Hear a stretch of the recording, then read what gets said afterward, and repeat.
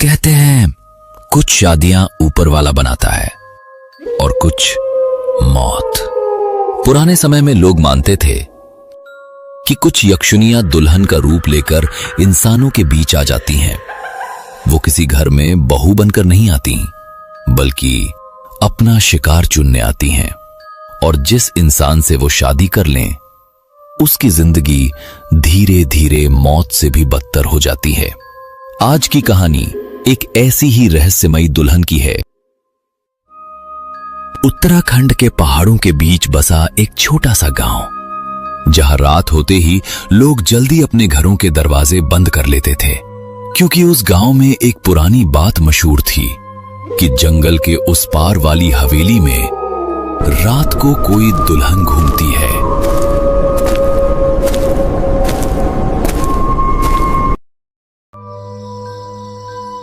मैंने अपनी आंखों से देखा था, लाल जोड़े में थी। चुप कर, उसका नाम मत ले, रात हो चुकी है। लेकिन शहर से आया आरव इन बातों पर विश्वास नहीं करता था। तुम लोग ना हर पुरानी हवेली में भूत ढूंढ लेते हो। भाई मजाक मत कर, गांव वाले सच में डरते हैं उस जगह से। डरने दे, मुझे तो बस शादी अटेंड करनी है और वापस जाना है। आरव अपने दोस्त मोहित की शादी में उस गांव आया था। पूरा घर रोशनी से जगमगा रहा था। ढोल, संगीत, मेहमान, हर तरफ खुशी का माहौल था। चल अंदर, तुझे सबसे मिलवाता हूं।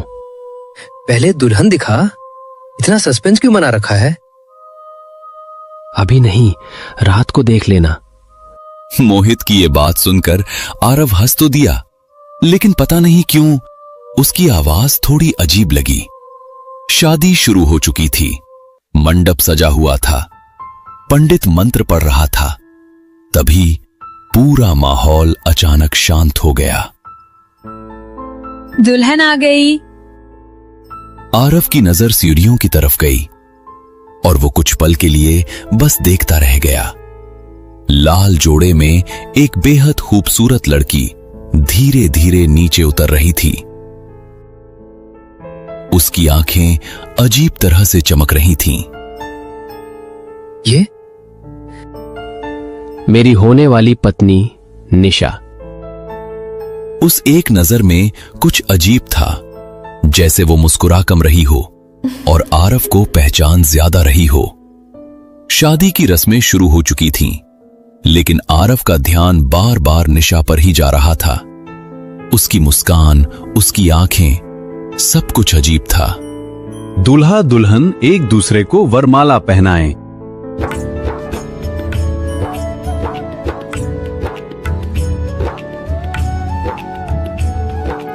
जैसे ही निशा मोहित को वरमाला पहनाने लगती है, उसकी नजर फिर आरव पर जाती है। ये बार बार मुझे ही क्यों देख रही है? आरव ने नजरें हटाने की कोशिश की, लेकिन पता नहीं क्यों उसकी आंखें बार बार निशा की तरफ खिंच रही थीं। भाई मैं अभी आता हूं, तू यहीं रुक। मोहित किसी काम से चला जाता है। आरव अकेला खड़ा था। तभी पीछे से पायल की हल्की आवाज आई। तुम शहर से आए हो ना? हाँ। पहाड़ की रातें कैसी लग रही हैं? सुंदर है, लेकिन थोड़ा अजीब भी। अजीब चीजें हमेशा बुरी नहीं होती। मोहित अच्छा लड़का है, तुम दोनों की जोड़ी अच्छी है। हर रिश्ता ऊपर वाला नहीं बनाता। अचानक बाहर तेज हवा चलने लगती है। पूरा मंडप अचानक ठंडा हो गया। दियों की लौ हिलने लगी। तभी एक बुजुर्ग औरत तेजी से वहां आती है। निशा, मुहूर्त निकल रहा है, अंदर चलो।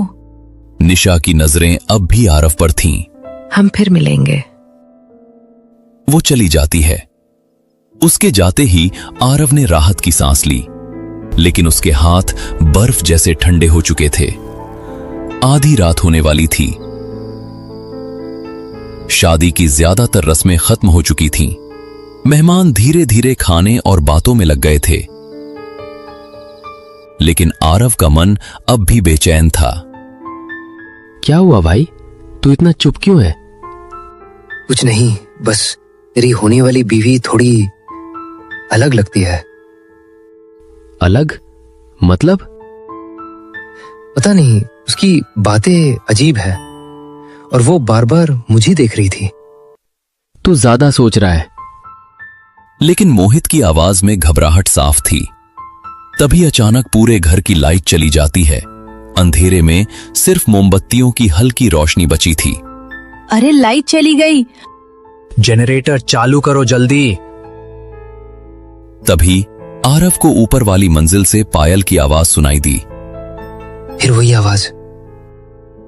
वो ऊपर देखने लगता है। ऊपर लंबे अंधेरे गलियारे में कोई खड़ा था। लाल जोड़ा, खुले बाल, निशा।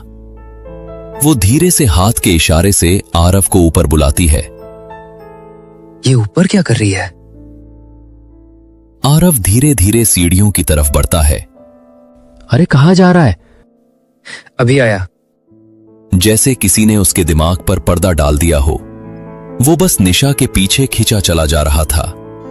ऊपर पहुंचते ही गलियारा खाली। निशा, तुम आ गए?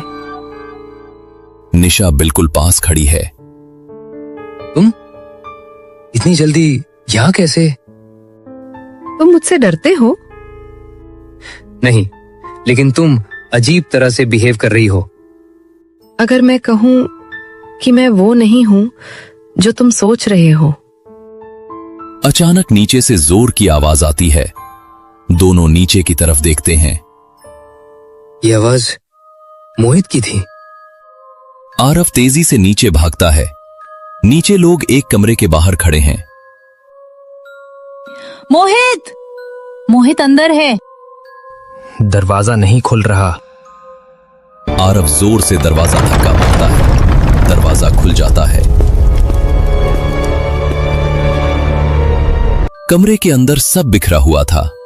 दीवारों पर खरोंच के निशान, टूटा हुआ शीशा और मोहित कमरे के कोने में डरा हुआ बैठा था।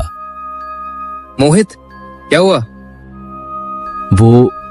वो इंसान नहीं है। कौन? निशा? मैंने उसे देखा। उसकी आंखें, उसका चेहरा, वो मुझे नहीं, तुझे चाहती है। क्या बकवास कर रहा है? सच बोल रहा हूं। शादी से पहले भी वो बार बार तेरे बारे में पूछती थी।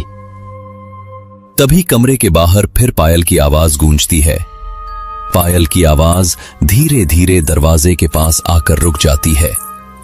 दरवाजा अपने आप धीरे धीरे खुलने लगता है। दरवाजे के बाहर लाल जोड़े में निशा खड़ी थी। आरव, मुझे तुमसे बात करनी है। मत जाना, प्लीज मत जाना। निशा की आंखें अब सिर्फ आरव पर थीं। तुम आओगे ना? आरव धीरे धीरे कमरे से बाहर निकल आया। बाकी सब लोग डर के मारे वहीं खड़े रह गए। निशा बिना कुछ बोले आगे चलने लगी और आरव उसके पीछे। तुम हो कौन? अगर सच जान गए तो शायद वापस नहीं जा पाओगे। मुझे सच जानना है। सालों पहले इस गांव में मेरी भी शादी होने वाली थी, लेकिन शादी वाली रात उन्होंने मुझे मार दिया। किसने? जिन लोगों पर मैंने भरोसा किया था। उस रात के बाद मैं कभी इस जगह से जा नहीं पाई। तो तुम? लोग मुझे अब यक्षिणी कहते हैं। मोहित से शादी क्यों की? क्योंकि मुझे यहां आने के लिए हर कुछ सालों में एक शादी चाहिए होती है। और मैं? तुम्हें देखते ही समझ गई थी। तुम बाकी लोगों जैसे नहीं हो। तुम मुझसे क्या चाहती हो? सिर्फ इतना कि तुम मुझे छोड़कर मत जाओ। उसकी आवाज में डर नहीं था, बस अकेलापन था। उसकी पीछे से मोहित और कुछ लोग मशाल लेकर आ जाते हैं। आरव, उससे दूर हट। एक बुजुर्ग आदमी मंत्र पढ़ना शुरू करता है। पूरा हवेली का माहौल बदल गया। खिड़कियां जोर जोर से हिलने लगी। निशा की आंखें पूरी नीली हो जाती हैं। नहीं, तुम लोग मुझे फिर अकेला छोड़ दोगे। अचानक चारों तरफ तेज हवा घूमने लगती है।